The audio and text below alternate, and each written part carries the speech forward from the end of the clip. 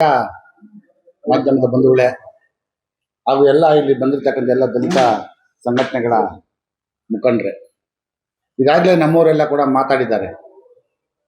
ರೋಹನ್ ಗೌಡ ಅವರು ಏನು ಹೇಳಿದ್ದಾರೆ, ಯಾಕೆ ಅಂತ ಸಮಾಜ ಕಲ್ಯಾಣ ಇಲಾಖೆಗೆ ಒಂದು ಅರ್ಜಿಯನ್ನು ಕೊಟ್ಟು ಇದು ಕೆಲಸ ಸ್ಟಾಪ್ ಮಾಡಿ ಅಂಬೇಡ್ಕರ್ ಭವನ ಕಟ್ಟತಕ್ಕಂಥ ಕೆಲಸನ ಸ್ಟಾಪ್ ಮಾಡಬೇಕು.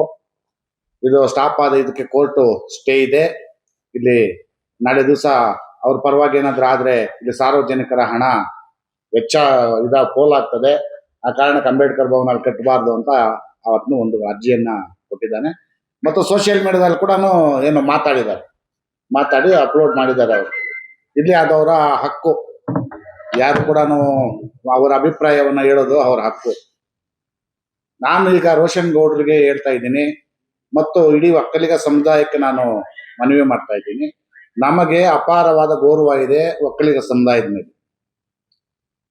ನಾವು ಜಾಸ್ತಿ ಬಾಂಡಿಂಗ್ ಇದೆ ನಮ್ದು. ನಾವು ಹೋರಾಟಗಳಲ್ಲಿದ್ದರೂ ಕೂಡ ನಮಗೆ ಹಲವಾರು ಸಹಾಯ ಮಾಡ್ತಕ್ಕಂಥ ಒಕ್ಕಲಿಗ ನಾಯಕರಿದ್ದಾರೆ, ಸುಮಾರು ಜನ ಮುಖಂಡರುಗಳಿದ್ದಾರೆ. ಈ ತಾಲೂಕಲ್ಲಿ ನಾವಾಗ ನಡ್ಕೊಂಡು ಬಂದಿದ್ದೀವಿ. ಸೊ ಈ ಒಕ್ಕಲಿಗ ಸಮುದಾಯದ ಮುಖಂಡರು ಈ ರೀತಿಯ ಒಬ್ಬ ರೋಹನ್ ಗೌಡ ಅಂತಕ್ಕಂಥವ್ರು ಹೇಳಿದ್ದಾರೆ. ಇಂಥವ್ರಿಗೆ ಬುದ್ಧಿ ಹೇಳಲಿಕ್ಕೆ ನೀವು ಪ್ರಯತ್ನ ಮಾಡಬೇಕು, ಇಲ್ಲಾಂದ್ರೆ ಸಮುದಾಯಕ್ಕೆ ಕೆಟ್ಟ ಹೆಸರು ಬರ್ತದೆ. ನಾನೆಲ್ಲ ಮುಖಂಡರಲ್ಲಿ ಒಕ್ಕಲಿಗ ಸಮುದಾಯ ಮುಖಂಡರು ಮನವಿ ಮಾಡ್ತಾ ಇದ್ದೀನಿ, ಇಂಥವ್ರನ್ನ ಫಸ್ಟ್ ಇಂಥವ್ರಿಗೆ ಬುದ್ಧಿ ಹೇಳಿ ಸಮುದಾಯದ ಗೌರವವನ್ನು ಉಳಿಸಿ. ಮತ್ತೆ ರೋಹನ್ ಗೌಡ ಹೇಳ್ತಾ ಇದ್ದೀನಿ, ಈಗ ಅರ್ಜಿ ಹೆಂಗೆ ನೀನು ಕೊಟ್ಟಿದೀಯಾ ಅಂಬೇಡ್ಕರ್ ಭವನ ಇದು ನಿಲ್ಲಿಸ್ಬೇಕು ಕಾಮಗಾರಿ ಅಂತ, ಅದೇ ಒಂದು ಅರ್ಜಿಯನ್ನು ಬರೀ.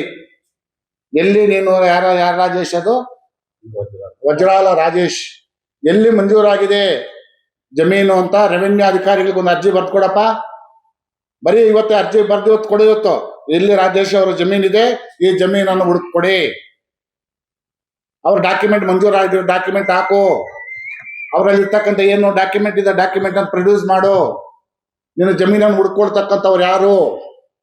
ರೆವಿನ್ಯೂ ಇಲಾಖೆ ಅಧಿಕಾರಿಗಳಿದ್ದಾರೆ, ಹೋಗ್ತಾರೆ, ಸರ್ಚ್ ಮಾಡ್ತಾರೆ, ಅವ್ರು ಎಲ್ಲಿ ಜಾಗ ಬರ್ತದೆ ಅದನ್ನ ಹುಡುಕೊಡ್ತಾರೆ. ಎಂತ ವಿಪರ್ಯಾಸ ಅಂದ್ರೆ, ಒಬ್ಬನು ಸರ್ಕಾರಿ ಜಮೀನಿಗೆ ಸ್ಟೇ ತರೋದು, ಸರ್ಕಾರ ಜಮೀನಿಗೆ ಸ್ಟೇ ತಗೊಂಡ್ ಬರೋದು ಒಬ್ಬನು ಅದ್ರ ಪರವಾಗಿ ಅಲ್ಲಿ ಅಂಬೇಡ್ಕರ್ ಭವನ ಕಟ್ಟಬಾರ್ದು ಅಂತ ಮಾತನಾಡೋದು. ಎಂತ ಹಾಸ್ಯಾಸ್ಪದ ಇದೆ ನಿಜವಾಗ್ಲೂ ಕೂಡ. ಶೇಮ್ ಅನ್ಸುತ್ತ ನಮ್ಗೆಲ್ಲ. ನಾವ್ ಆ ಥರ ಇಲ್ಲ ಅಥವಾ ಎಲ್ಲೋ ಇದು ಮಾಡಕ್ ಹೋಗಿಲ್ಲ. ಅವ್ರಿಗೆ ಶೇಮ್ ಅನ್ಸಿದೆಯೋ ಇಲ್ವೋ ಗೊತ್ತಿಲ್ಲ ನನ್ಗೆ ಇದುವರೆಗೂ. ನಾನು ಹೇಳ್ತಾ ಇದ್ದೀನಿ, ರೋಹನ್ ಗೌಡ ಅವರೇ, ಫಸ್ಟ್ ರೆವಿನ್ಯೂ ಇಲಾಖೆಗೆ ಅರ್ಜಿ ಕೊಡಿ.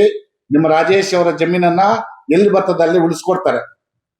ಎರಡನೇದು, ನೀವೇನು ಸಮಾಜ ಕಲ್ಯಾಣ ಇಲಾಖೆಯಲ್ಲಿ ಅರ್ಜಿಯನ್ನು ಕೊಟ್ಟಿದ್ದೀರಿ, ಗೌರವಯುತವಾಗಿ ಅರ್ಜಿಯನ್ನು ವಾಪಸ್ ತಗೊಳ್ಳಿ.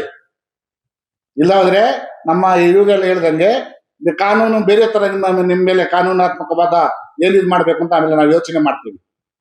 ದಯವಿಟ್ಟು ಅರ್ಜಿಯನ್ನು ವಾಪಸ್ ತೆಗೆದುಕೊಳ್ಳಿ, ಆಯ್ತಾ? ತೆಗೆದುಕೊಂಡು ಗೌರವ ಉಳಿಸ್ಕೊಂಡಿಲ್ಲ ಅಂದ್ರೆ ತುಂಬಾ ಕಾನೂನನ್ನ ಸಮಸ್ಯೆ ಎದುರಿಸ್ಬೇಕಾಗ್ತದೆ. ನೀವು ಸರ್ಕಾರಿ ಜಮೀನಿಗೆ ಹೋಗಿ ನೀವು ಸರ್ಕಾರಿ ಕಾಮಗಾರಿಗೆ ನೀವು ಅಡ್ಡಪಡಿಸ್ತೀರಿ ಅಂದ್ರೆ ಏನರ್ಥ? ಸರ್ಕಾರನೇ ಆದೇಶ ಮಾಡಿ ಅಲ್ಲಿ ಕಾಮಗಾರಿ ಮಾಡ್ತಾ ಇರೋದನ್ನ ನೀವು ಮಾಡಬಾರ್ದು ಅಂತೀರಂದ್ರೆ ಏನು? ನೀವು ಯಾರು? ನೀವು ನನ್ನ ಪ್ರಶ್ನೆ, ಯಾರು ನೀವು? ಏನಿದೆ ನಿಮ್ಗೆ ಆ ತರ ಕೇಳ್ತಕ್ಕಂಥ ರೈಟ್ಸ್ ಏನಿದೆ? ಇಲ್ಲಿ ನಮ್ಮ ಅಧಿಕಾರಿಗಳು ಏನ್ ಮಾಡ್ತಾ ಇದಾರೆ, ಸೋಷಿಯಲ್ ವೆಲ್ಫೇರ್ ಆಫೀಸರ್ ಆಗಿರ್ಬೋದು, ನಮ್ಮ ತಹಸೀಲ್ದಾರ್ ಆಗಿರ್ಬೋದು, ಈ ತರ ಒಂದು ಅರ್ಜಿ ಕೊಟ್ಟಾಗ ಅವನ ಮೇಲೆ ಯಾಕೆ ಶಿಸ್ತು ಕ್ರಮಕ್ಕೆ ನೀವು ಯಾಕೆ ಇದು ಮಾಡಿಲ್ಲ? ಪೊಲೀಸ್ಗೆ ಒಂದು ಕಾಮಗಾರಿಗೆ ಮಾಡಬಾರ್ದು ಅಂತ ಇವನೊಬ್ಬ ಬಂದು ನಮ್ಗೆ ಹೇಳ್ತಾನೆ ಅಂತ ಯಾಕೆ ಹೇಳಿಲ್ಲ? ಮಾಡಿ ಫಸ್ಟು.